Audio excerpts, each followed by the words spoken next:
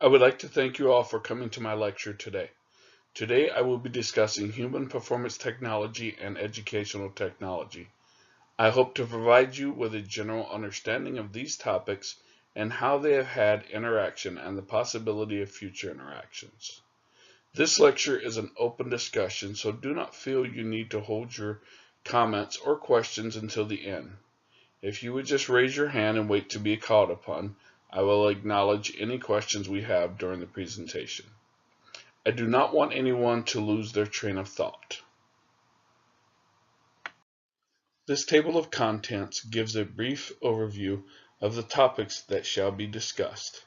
I cannot promise the audience that we will stick to this order of topics, but for the most part, this is the order we will follow. We will begin with discussing a more technical purpose for this presentation, followed by a very open discussion about the definition of human performance technology. We will continue on by discussing how human performance technology can be used. Continuing on, we will discuss constructivism and how it interacts with human performance technology. Then we will discuss the topic of educational technology.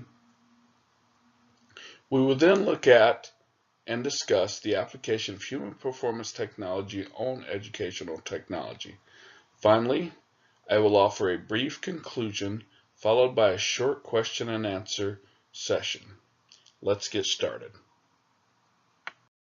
The purpose of this presentation is to provide an understanding for what human performance technology is and how it has interacted with educational technology. It is advised that the audience must first understand what human performance technology encompasses before continuing on with further discussion. My plan is to provide some historical information. In addition, I will provide a definition of human performance technology. It is my hope that at the conclusion of my presentation, the audience will have a general understanding of human performance technology and its potential on educational technology. To begin, I would like to explain what human performance technology is not. Individuals may be inclined to assume that it is the use of an electronic device to evaluate the performance of humans. From the name, individuals may think that human performance technology is a device for performing sports performance or athletes' performance. Fouché, in 2015, explained that human performance technology is a method of evaluating an organization's performance at differing levels and offering potential interventions to improve the current performance to meet a desired performance. Ehrbeck, in 2002, explained that human performance technology models look to improve realistic outcomes to match expected outcomes. Fouché also explained that human performance technology can be used as an effective approach to a number of organizational evaluations and modifications in performance. In 2002, Ehrbeck described how human performance technology utilized the method of front-end analysis. This approach allows users to consider certain interventions prior to implementation. This approach allows for the evaluation to happen prior to a costly install of an intervention that could be ineffective.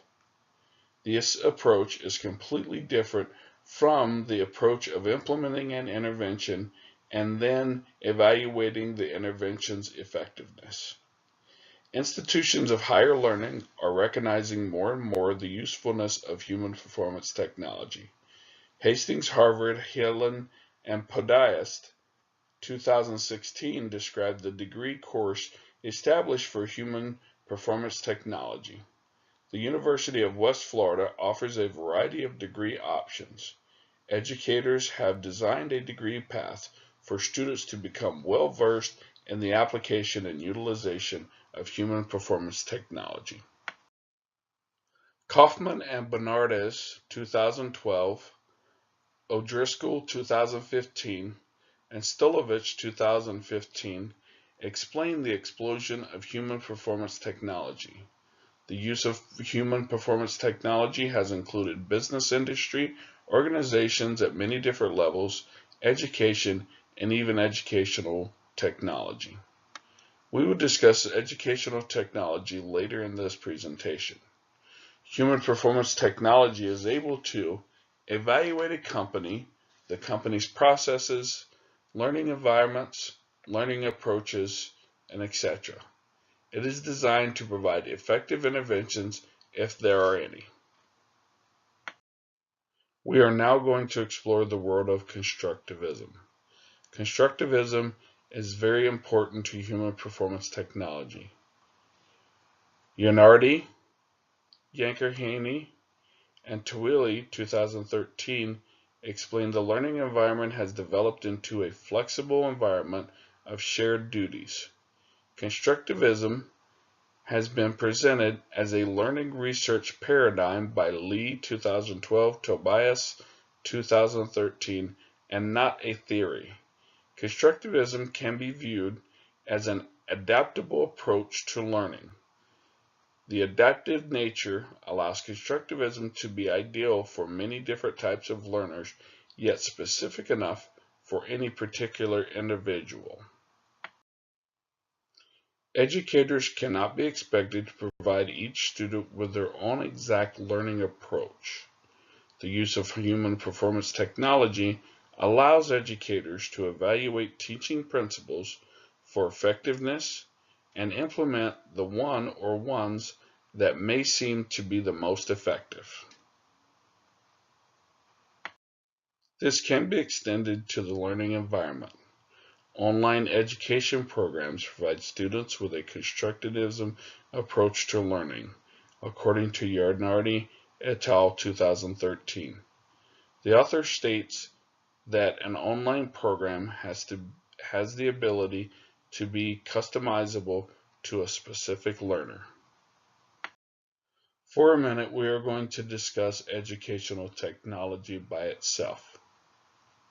The list of possible educational technologies has been mentioned in numerous research articles by Asghar 2018, Aziz 2013, and Cho 2017. These authors listed educational technologies as the internet, electronic devices, smartphones, blogs, curriculum, computers, apps, instructional designs, etc. Recent technology can be viewed as those established for the use during the last 5 to 7 years. Technology has a very short shelf life. The future of educational technology could include the use of virtual reality. Human performance technology principles can be utilized to help develop instructional courses and incorporate educational technology. Kaufman and Bernardez, 2012, identified educational opportunities at multiple levels to include mega, macro, micro, and processes. These technologies can include the use of e-learning courses.